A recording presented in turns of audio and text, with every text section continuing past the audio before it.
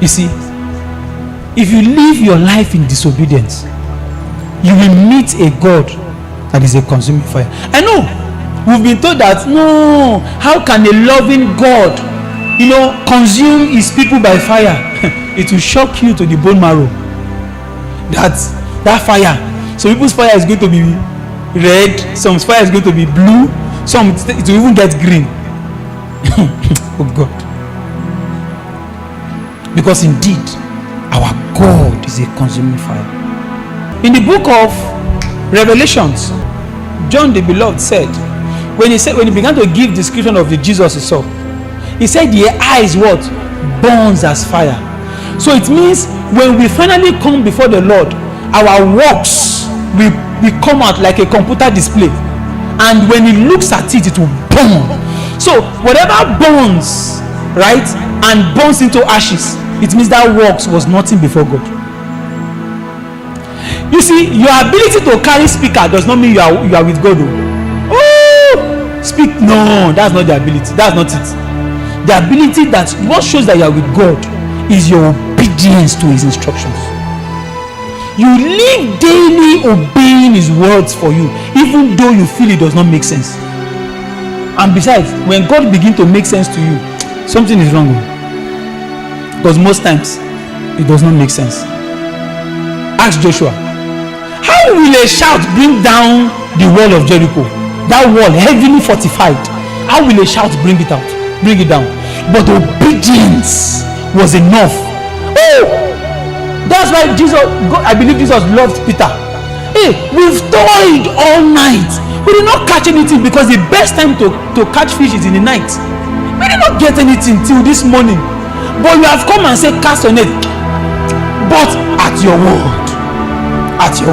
Maybe somebody needs to go back to say, Lord, I did not see any sense in this, but at your word.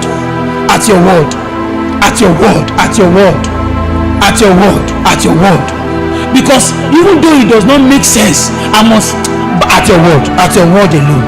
I will cast my net again at your word. I will obey because you said it.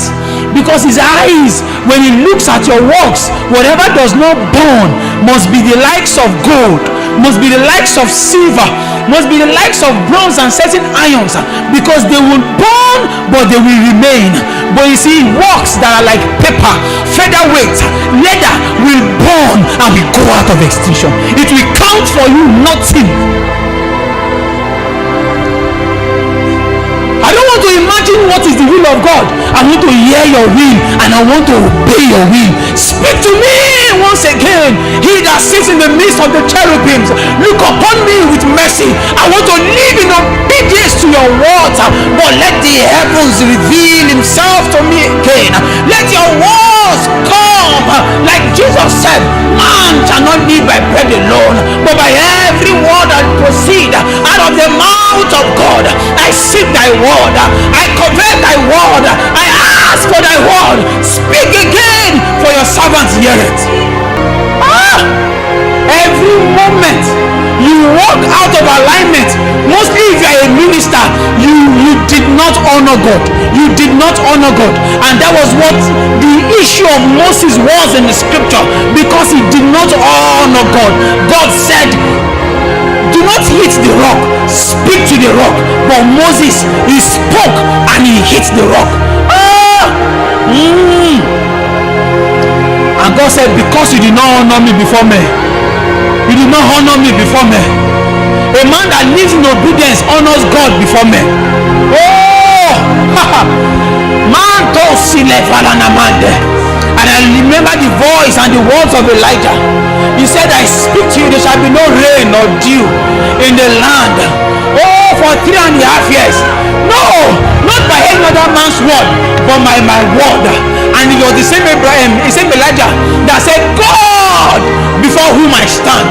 It means even though I stand before a king, I stand before God. Even though I stand before a president, I stand before God. Even though because I stand before my boss, I still stand before God. So I must do all I do because God is the one I stand before. It is my original location. It is my posture that I keep. Lord, help me to obey.